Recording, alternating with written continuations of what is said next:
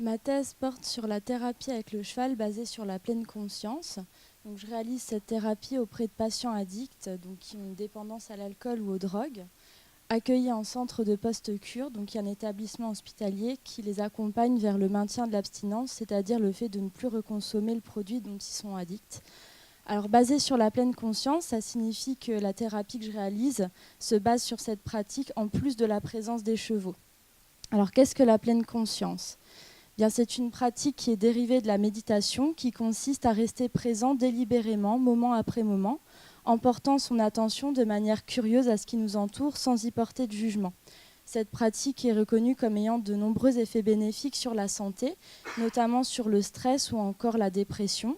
Et chez les patients addicts, le stress et le vécu d'émotions négatives peut être un facteur majeur de rechute. C'est pourquoi la pleine conscience peut les aider. Alors pourquoi allier la pleine conscience avec les chevaux ? Bien, rester présent, ça paraît simple.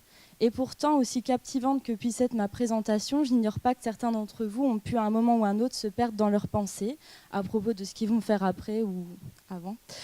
Et il en va de même pour les patients. Ainsi, les chevaux vont capter leur attention, les soutenir dans leur pratique méditative, mais aussi leur permettre de s'engager sur la durée. En effet, beaucoup d'entre eux déclarent que c'est d'abord le cheval qui les a motivés à venir découvrir cette thérapie, puis qui les a amenés à persévérer dans la pratique de la pleine conscience. Alors, pendant 2 heures, une fois par semaine, un petit groupe de patients va venir observer un groupe de chevaux, de 8 chevaux, faire quelques exercices à pied avec eux, mais sans jamais les monter. Et donc, l'objectif de ces séances, ça va être de prévenir les rechutes, donc la reconsommation de produits, en augmentant les capacités de gestion du stress et des émotions des patients, ainsi que leur bien-être et leur santé psychologique. Pour voir si ces objectifs sont atteints, on va évaluer l'intervention thérapeutique. Donc, on va avoir 2 groupes, un constitué de patients qui suivent les soins usuels du centre et un deuxième groupe donc, qui font cette thérapie avec le cheval en plus des soins usuels. Et on va évaluer cela à l'aide d'entretiens cliniques et de questionnaires qui évaluent par exemple la capacité de gestion émotionnelle. On va leur distribuer en début et en fin de séjour et on va comparer les résultats des 2 groupes.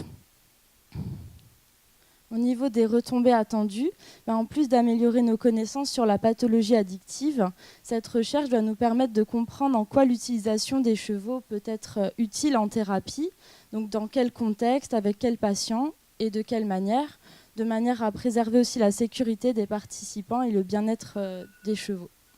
Merci à vous.